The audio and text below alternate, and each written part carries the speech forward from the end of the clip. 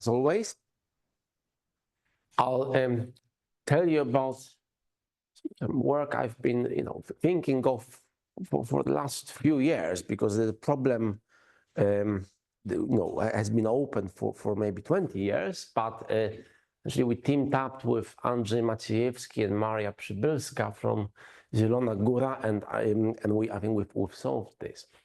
But at least the statement of the problem, you'll see, is very elementary. It's kind of a level of, well, what in England would be somewhere between the first and second year of undergraduate degree. So I'll talk about a particle of unit mass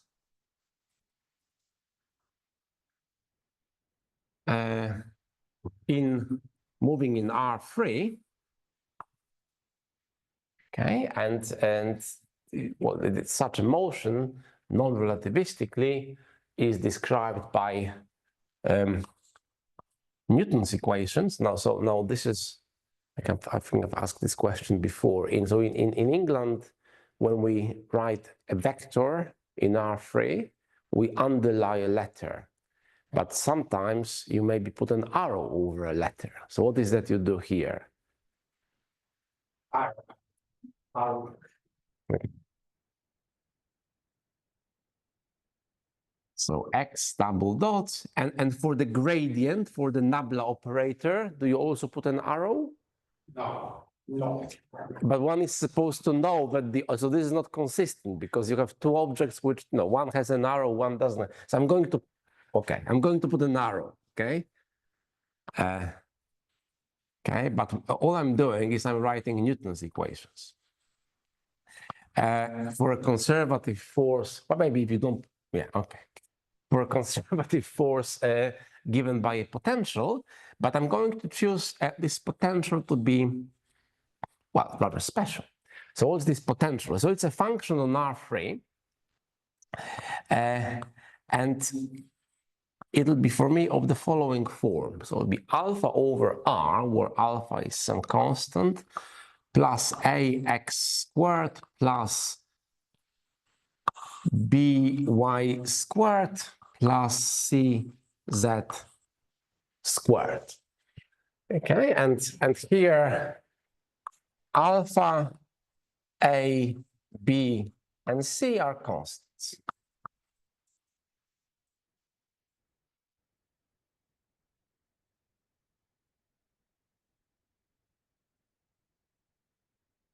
Right, so, we would have seen and analyzed special cases of this potential form.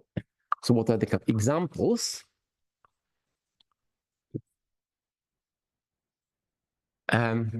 Well, if A and B and C are 0, then depending on the sign of alpha, this is either a Kepler problem or a Coulomb problem.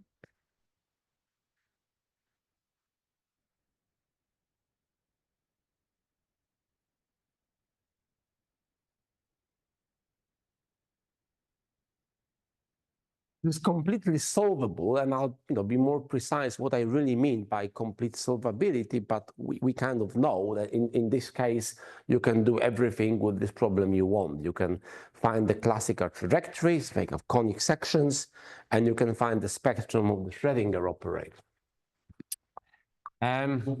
Well, if alpha equals 0, then if alpha equals 0 and A, B, and C are positive, then this is an anisotropic harmonic oscillator, but you can also swap the signs of A, B, and C. Well, that will affect the type of motion, but you can solve it by the same technique as a harmonic oscillator.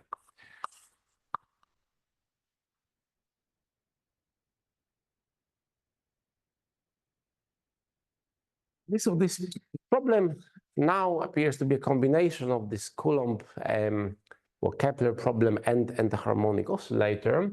The sort of connection with general relativity, which is how I first came across a need to understand this potential, is if you try to understand a geodesic motion in the background of a cosmological black hole, the simplest cosmological black holes, which is given by Schwarzschild de Sitter metric.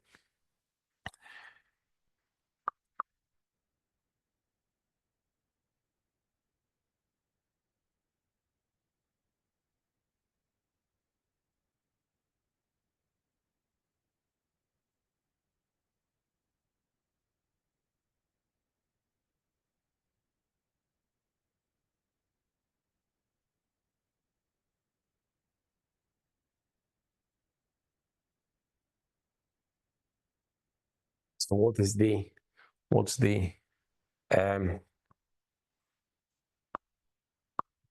this metric? Well, I write it explicitly in what's called a static patch.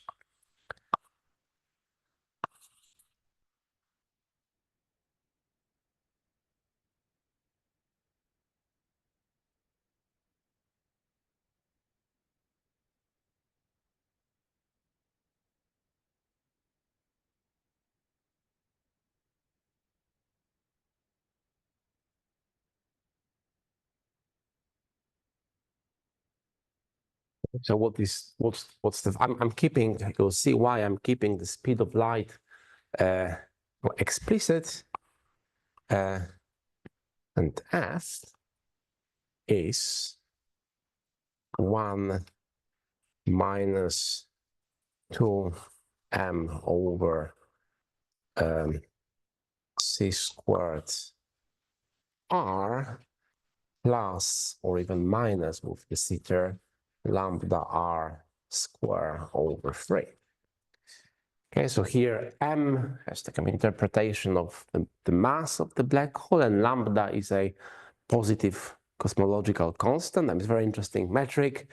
If you study the Schwarzschild metric, you would know that you need to worry about horizons. So where f equals 0, well, here, because of these cosmological terms, you have more than one horizon. You also have a cosmological horizon, and lambda is a very small but a positive number. So which does affect the geodesic motion. Okay, so so there is an interesting, people take both mathematically, because it is interesting to do so, but also in physics, approximate various motions by non-relativistic limits. And there is a rather interesting non-relativistic limit of this metric one takes. You consider both signs of lambda? No, I don't. Well, I could, but Have a Hooke law, so which lambda corresponds to Hooke? Well, the physics, right, is such that the cosmological force is repulsive if you get away from the center. So you need to take, with the sign choice I took, I take positive lambda. So this would be, so from the point of view of Hooke law and elasticity, this would be a repulsive oscillator. Some people call it anti-oscillator.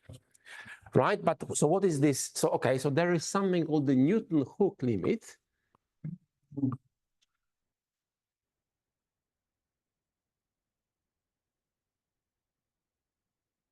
Okay, and this is a limit where you simultaneously take the speed of light to go to infinity, and you take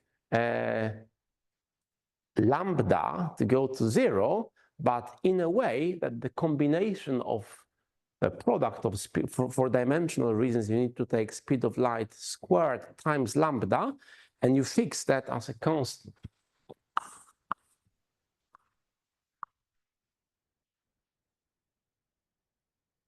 You define omega squared, which is lambda c squared over 3, and that's a constant.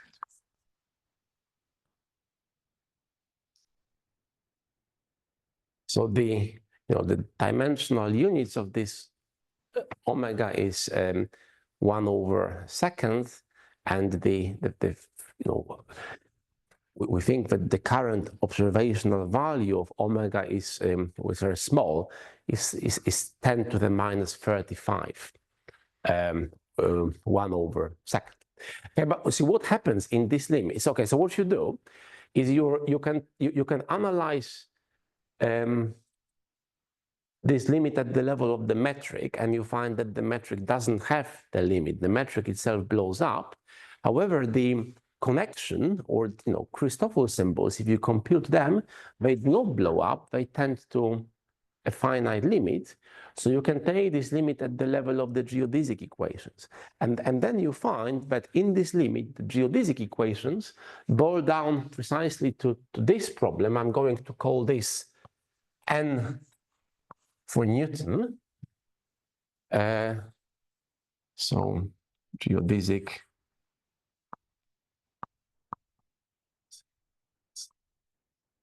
in this limit are integral curves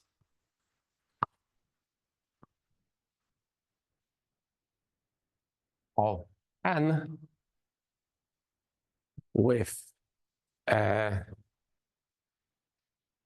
alpha. So what I'm going to do here, sorry, I'm going to divide this by 2. And alpha will be minus m, and a will be b, will be c, will be minus omega squared. Okay, so this, okay, so this is now a tractable but a non-trivial problem. You have a potential which is spherically symmetric, because this is just a multiple of r squared, but it does have both 1/r and r squared term in it. It has an unstable equilibrium because the gravitational force is attractive and the cosmological force is repulsive. So you will find a point, a value of r, where the resulting forces balance. But have linear analysis as well as physical intuition will convince you that this equilibrium is unstable, because if you get closer to the black hole, the gravitational force wins and you're going to be attracted.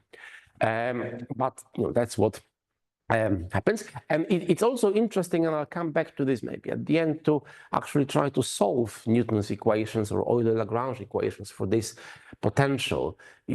Yes. This geodesic trapped around the black hole? Can it be trapped? Trapped. Well, so there are null geodesics which form. There is something called photon spheres, and then you have these photon spheres too. But it's interesting to try to solve this analytically, and there is some evidence. Then Newton looked. So Newton was famous for having this term, and Hooke was famous for having this term, and there is some kind of archival evidence that Newton was actually interested in combination of both terms, where the integral curves are not conic sections but what's called rosettes. Okay, but that's another example, as my third example. And then there is the fourth example, which was pointed out to me many years ago as an open problem, which indeed is this quantum dot.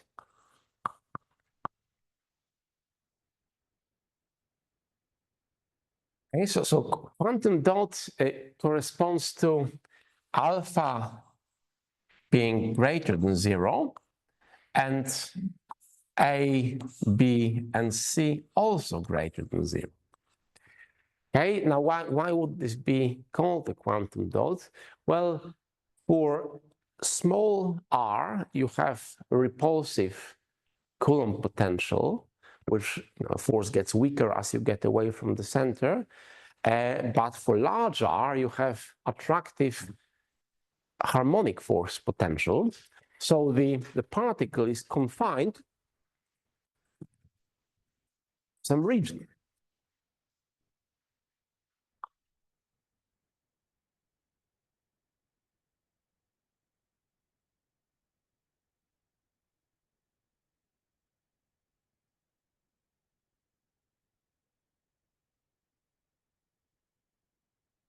You would expect quantum mechanically to have bound states for this problem. But if you change sign of lambda, you have this problem. No, because I have attractive gravity. To have this problem, I need to have. Have not even mass, yes? In this. Well, I think. Singularity, not black hole. Yeah? Well, I mean, relativity with positive mass doesn't have this behavior, but electromagnetism does. So you also expect quantum mechanical bound states.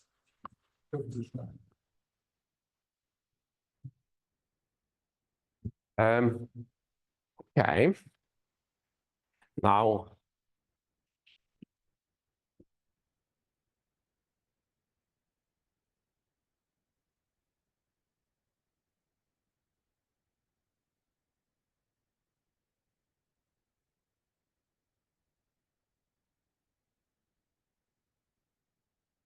Oh.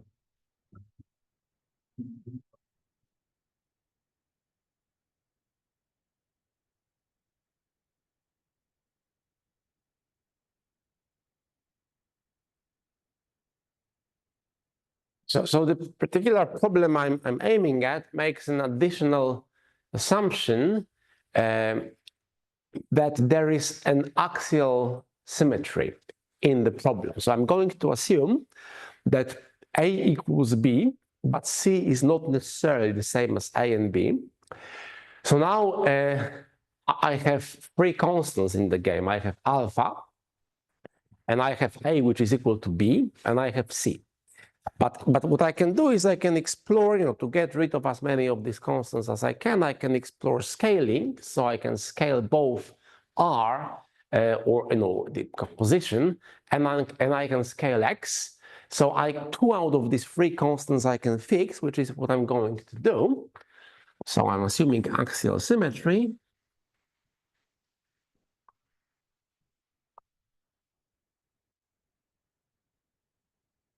And I'm going to use scalings. And that will give me, I'm going to set alpha to be equal to 1, and A equal B also equals 1, and I'm going to set C equal to some tau squared. So C is a positive constant, and that's the parameter which is left. Now, once you have a problem which is axially symmetric, your a coordinate system which is good to explore are the cylindrical coordinates. So I'm going to rewrite this potential n in cylindrical coordinates.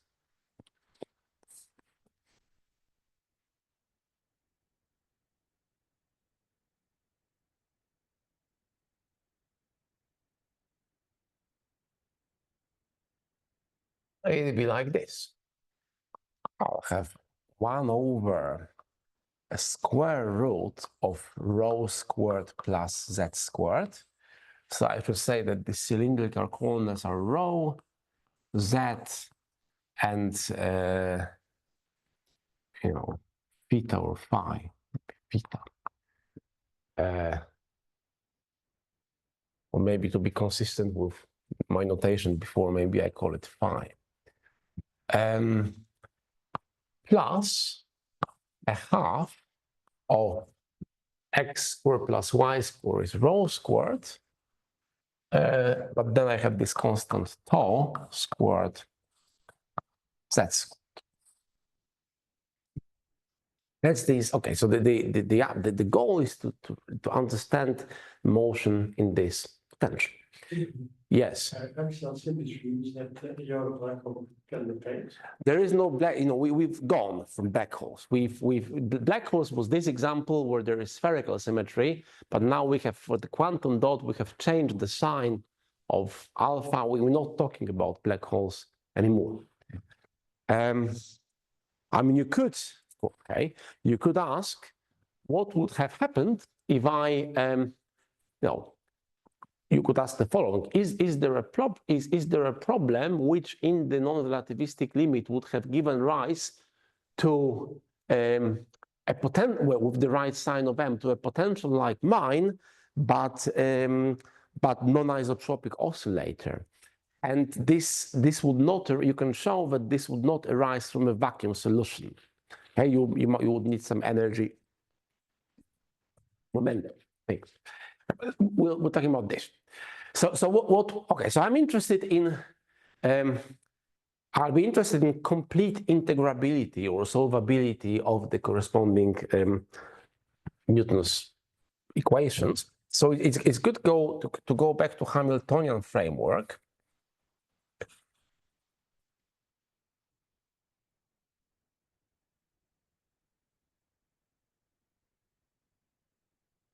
See, I have this V is the potential, but there is also the kinetic energy, which is a half rho dot squared plus z dot squared plus rho squared phi dot squared. And then the Newton's equations I can think of coming from Euler-Lagrange equations with T minus V as a Lagrangian, but I can also think of a Hamiltonian. Okay, and in the Hamiltonian framework, one works on the phase space. So rather than thinking of rho, z, and phi, and their derivatives, I would introduce momenta conjugated to these derivatives. So I have 6-dimensional phase space.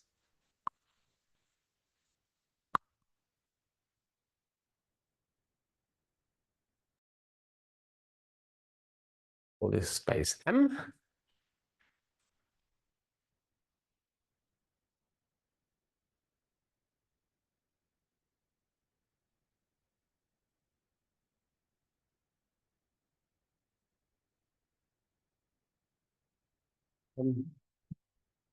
With coordinates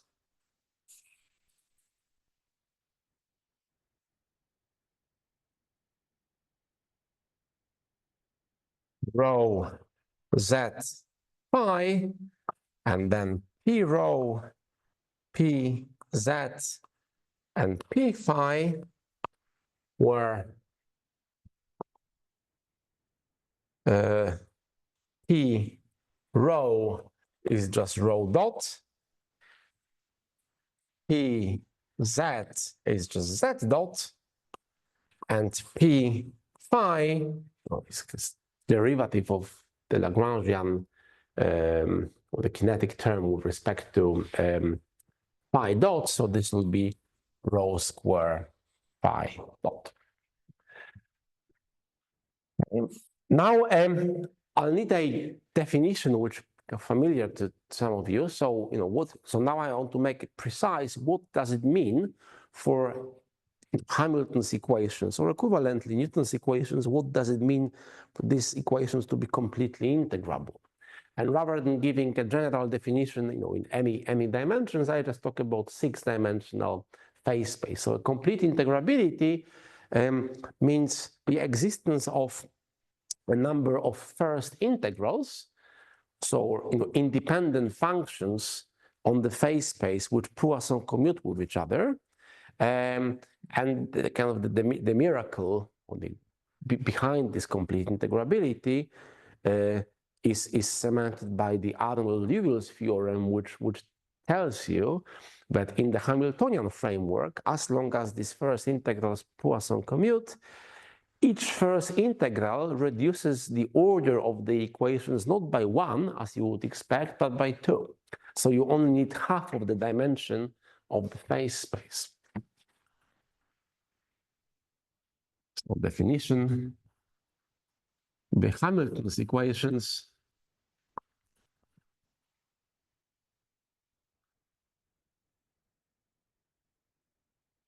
these equations are Qi dot is dH by dPi, and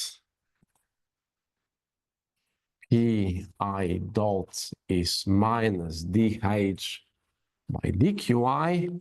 So here I am I'm calling this free coordinates qi, and I'm calling this free coordinates pi, and my index I is 1, 2, or 3. So these Hamilton equations are called completely integrable.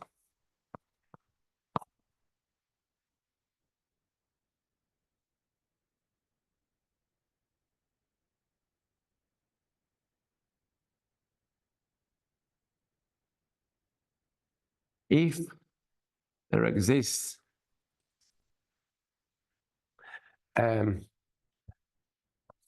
three independent functions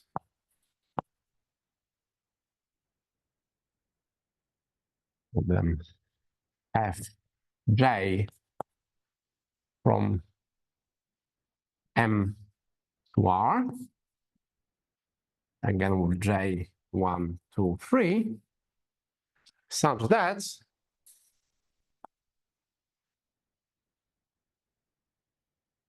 say f1, for example, equals h,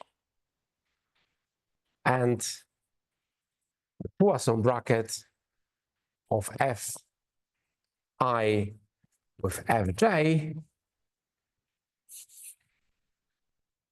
equals 0 for all I and j. Okay, that's the definition of complete integrability. And what does independent means? Well, you have functions on some space, and you can take gradients of these functions. So now you have, and you can do it at any point. So you have three vectors on this space, and you want these three vectors to be linearly independent in the sense of linear algebra at every point. I mean, more refined versions of integrability and the corresponding theorem allow you for these functions, for these vectors to be independent outside a set of measure 0. I beg your pardon? What is the capital? Capital M is this 6-dimensional phase space. Okay, so this is the definition, and behind this, or after this definition, comes a theorem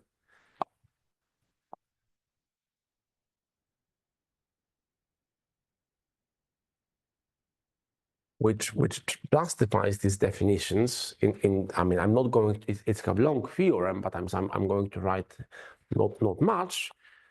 But the theorem says that integrable systems or completely integrable systems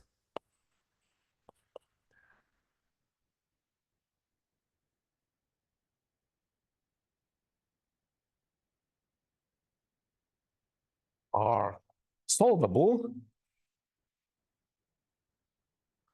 by a sequence of operations called the quadratures.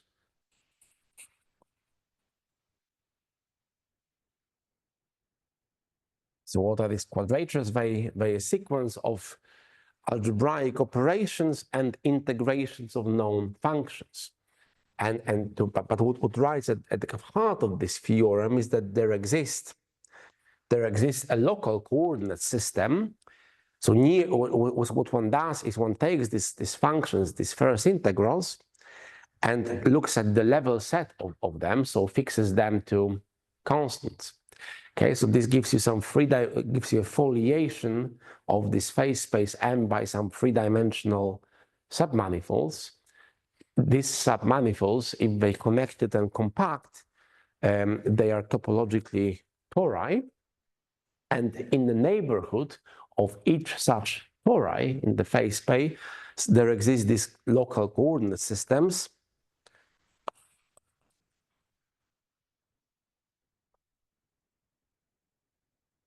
They referred to as action angle variables.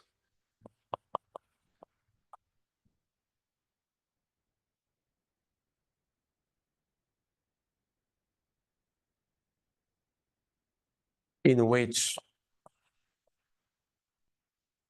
so let me call this system here H,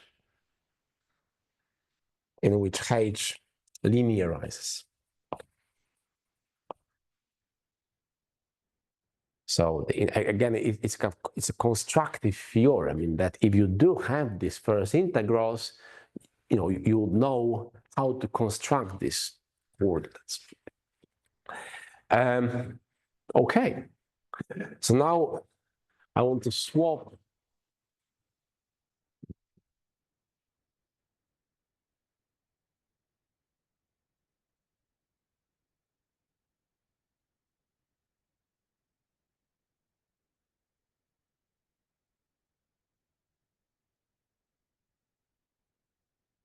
Cool.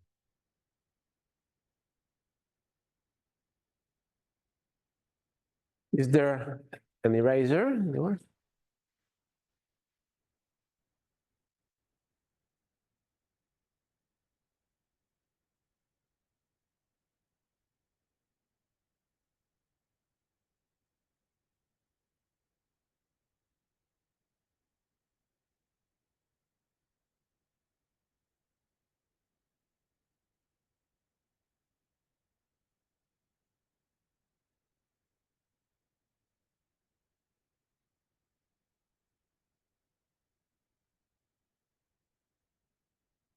So now comes the problem.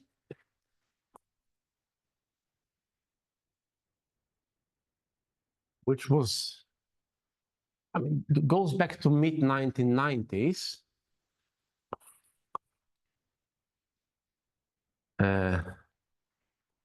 It's been looked at various schools, often with some numerical evidence since then. For what value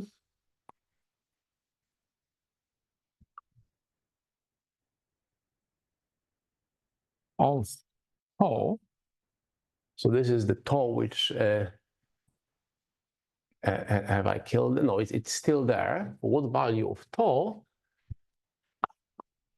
is system H completely integral?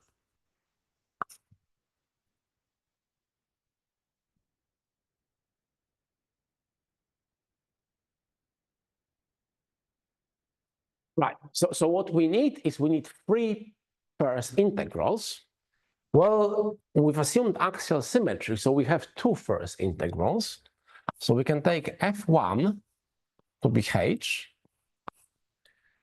Now f2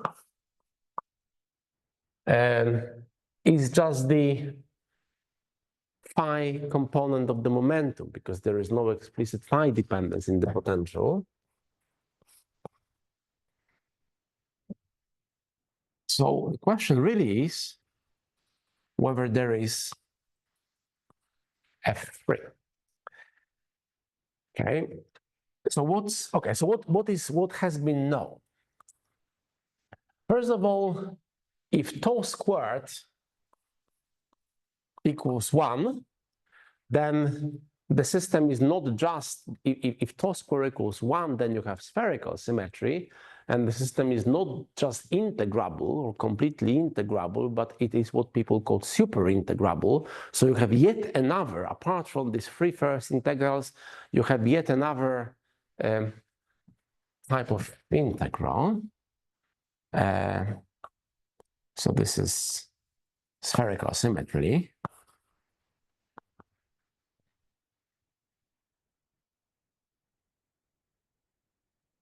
Another known case is tau squared equals 4. See, if tau squared equals 4, then there exists a first integral which I've made a note of.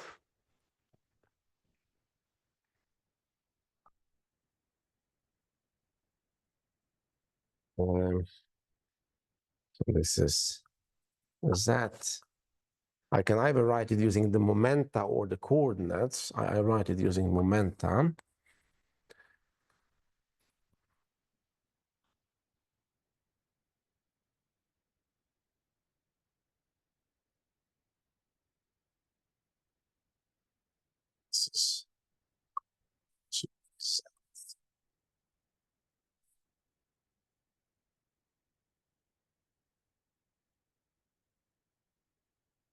This would be 2. This is 2.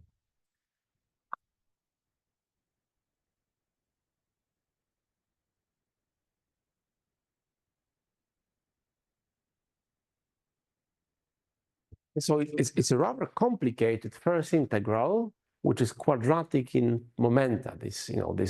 We understand well how to find linear first integrals. Quadratic is more complicated. Now, these two cases where tau squared equals 1 and tau squared equals 4 are also what's called separable. In that the corresponding Hamilton-Jacobi equations is separable. There are some tests for separability, and you can actually show, and it was known that only these cases, pass this test. There is another curious case, which is where tau squared equals a quarter. Okay, when tau squared equals a quarter, the system is not separable in the Hamilton-Jacobi sense, but it is still, it turns out, completely integrable. And there exists a rather complicated F3, which well, in the paper we write it down, but I'm not going to. It suffices to say that this F3 is quartic in the momentum.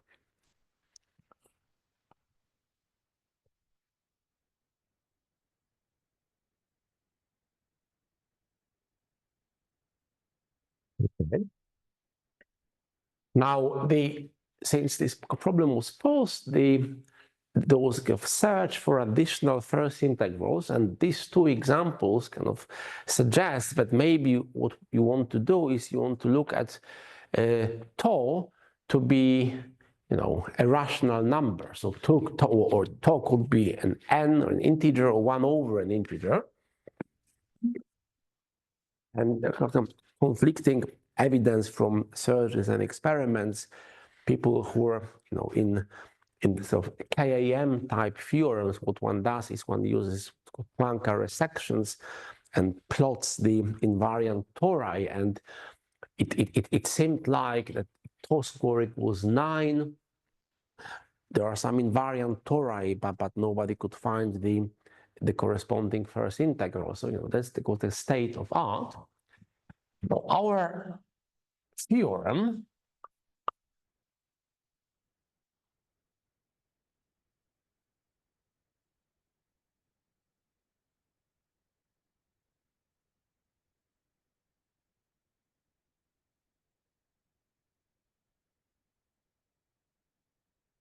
says that this is it. You're not going to find. There are no other integrable cases.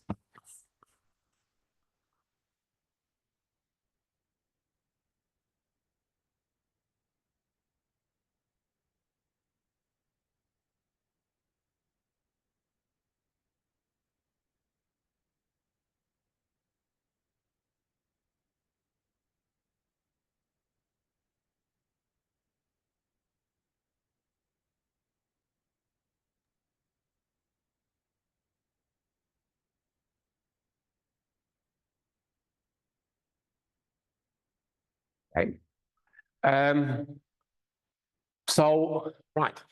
So now I need to give a lot of credit to my collaborators. So I kind of, there is a small, community in Poland, well, in the world, but also in Poland doing integrable systems, and I get invited to their conferences, and I've heard them both giving talks about what's called differential Galois theorem. So the proof uses differential Galois theorem.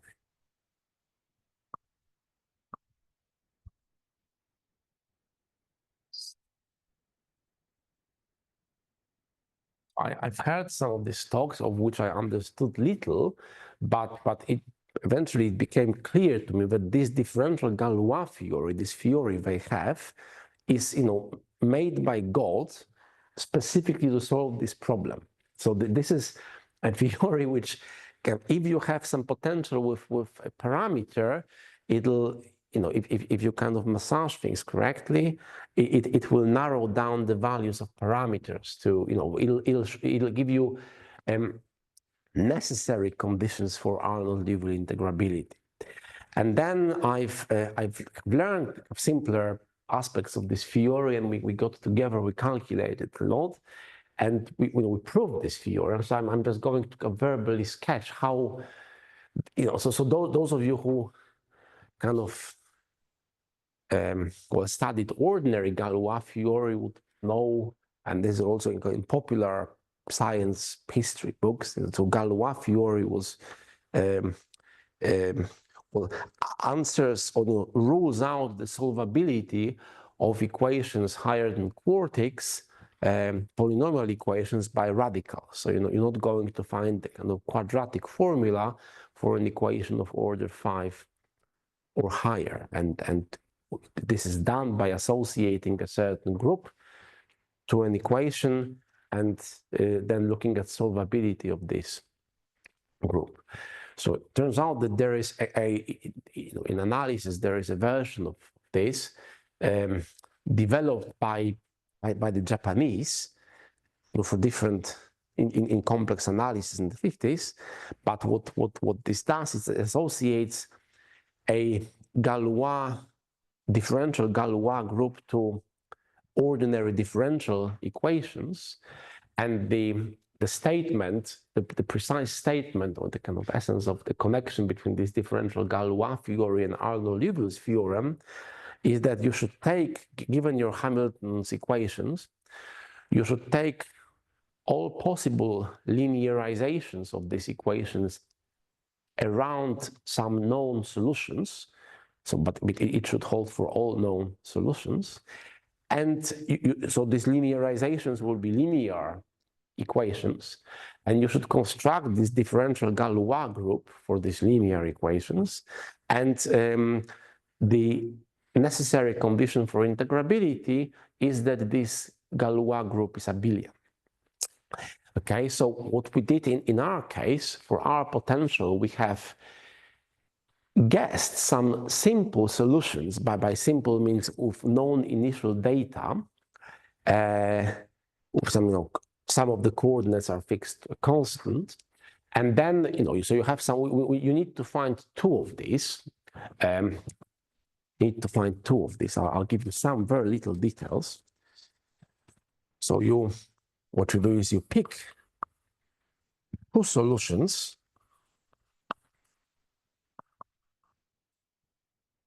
Two of H, and consider their linearizations.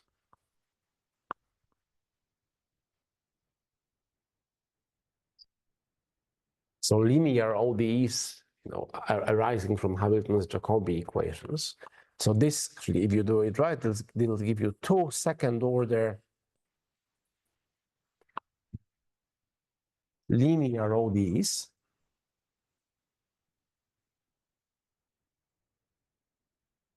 Then you apply, and this is what these people are very good at, you apply what they call the Kovacic algorithm. So, how do you show that this differential Galois group is abelian?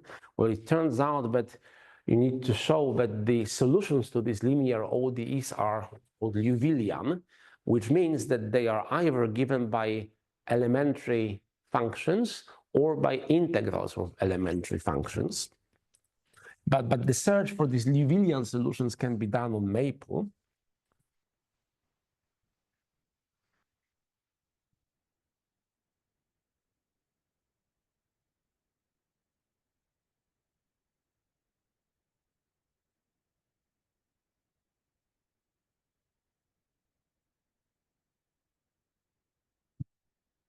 That places some constraints on tau. So because you have two of these equations, one constraint is that tau has to be some m1 over 2k1.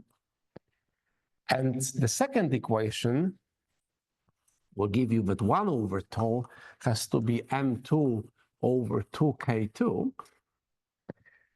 And here, m1 and m2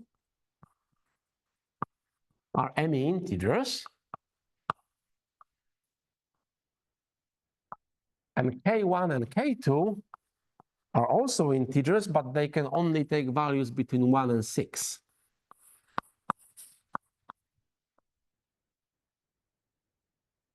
So this is a problem to some problem in elementary number theory. You have to find the possible common set of solutions. And that'll then give you eventually that tau squared is 1, 4, or a quarter. These are necessary conditions for Arnold with integrability.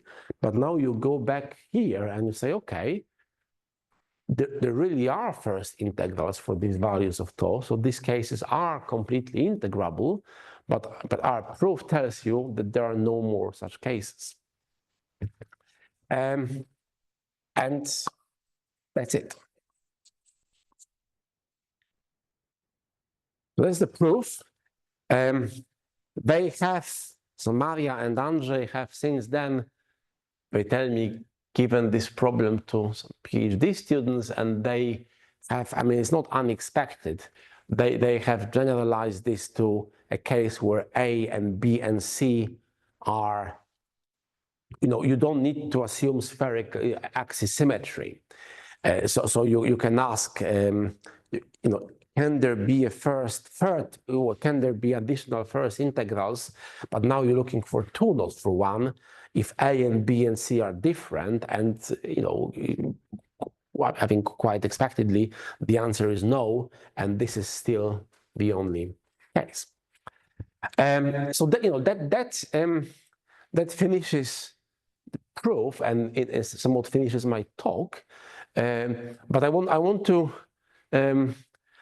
go back and maybe finish off telling you some surprises I've encountered with the completely spherically symmetric case. So this is the case relevant to Schwarzschild de Sitter, but also to this quantum dot with tau squared equals 1. So how about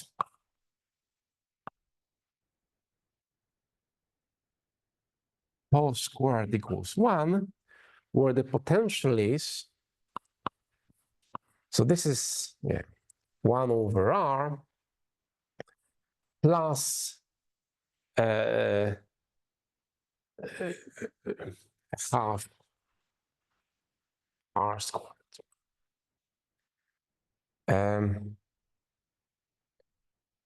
In fact, let's bring in the constants.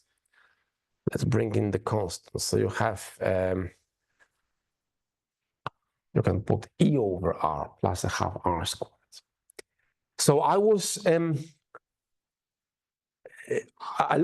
had reasons to look at the quantum problem here. So is anyone here teaching quantum mechanics? Maybe not in this room, but if you're a physicist, in quantum mechanics, you're interested in bound states of the Schrödinger operator, and this is a radial problem, and we would have studied this problem. This is the Coulomb problem, and you know how to find bound states and the energy eigenvalues. But you could also study this problem, which is a spherical harmonic oscillator, and you can also find bound states and energy eigenvalues. And you can use it either using creation and annihilation operators, or you can use it by series solution. So how about bound states for this problem? And again, on physical grounds, you would think that they exist because the motion is confined. But this is such a, to me, it seems such a classical problem to find bound states. So quantum bound states and energy levels.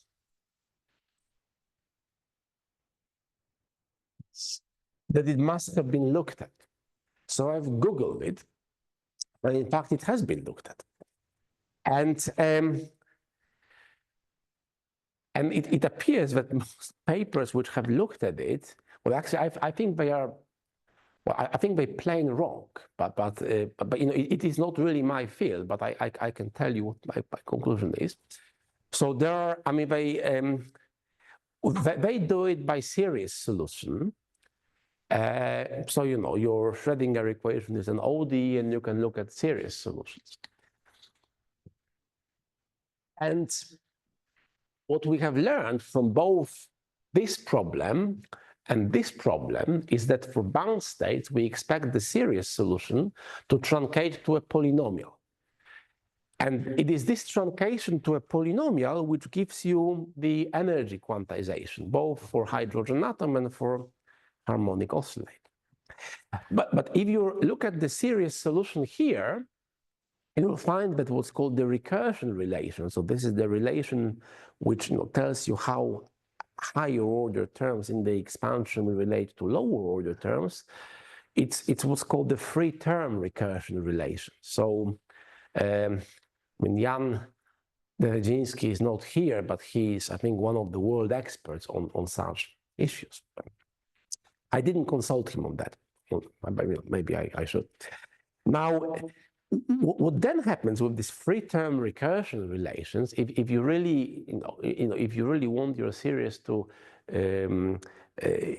truncate to a polynomial, you will find, and that's what these papers find, you will find that it is not only the energy which has to be quantized, but also the charge. And that really follows from the formalism, okay? And I was really puzzled by how can it be that for some value of charge you have a bound state, but if you deviate from this value, you don't have bound state until you hit another integer value of charge. But then I came, I knew from my student days an excellent book by Landau and Lifshitz on quantum mechanics, which is actually translated into English, but they don't use it. I mean, I think it's too difficult for current generation of students in England to use. It's a great book. And in Landau, Lifshitz, they give a sort of, they don't give a problem like that, they give exercises. So Landau, Lifshitz gives this problem, but this is not 1 over r, but I think 1 over r squared. But they also have this free term recursion relation. And they deduce that there is a quantization. I mean, they don't give a solution to this exercise, just the answer. And the answer is that the energy and the charge are quantized. But I think that this is one of the rare occurrences where Landau Lifshitz is also wrong. And what really happens, I think, I haven't written, but what really happens is that in this case, for this potential, you can have bound states without the solution terminating to a series. So you have a polynomial solution, and there'll be a subclass of, you have a series solution, and there'll be a subclass of solutions where the series terminates to a polynomial, in which case you have this double quantization. But because of the asymptotic nature of the corresponding series, and you really need both terms in this, is quite mysterious, but you can have solutions which are not polynomials, and yet they are normalizable, so they give you bound states. But again, it's not, you have to do the calculation, but it's not a very hard mathematics, so we invite you to do that. And you can, but this is, bound states in this spherically symmetric case. I haven't seen any analysis of quantum mechanical bound states for any of these two cases. But that's where I propose to stop.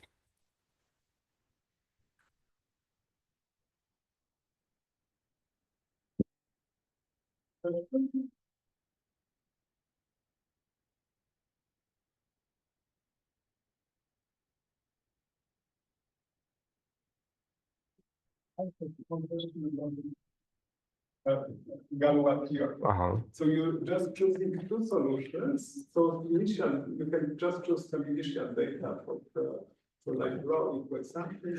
That's right. So you choose two of the momenta to be 0, and and the third position, the momentum varying on an ellipse. Yes. Okay. What this one is criterion for the integral. Okay, so you choose these solutions, and now you say, and now you perturb these solutions. Okay, so the stuff which is constant, you keep constant, but the stuff which is on the ellipsoid, you perturb. And this gives you a second order equation.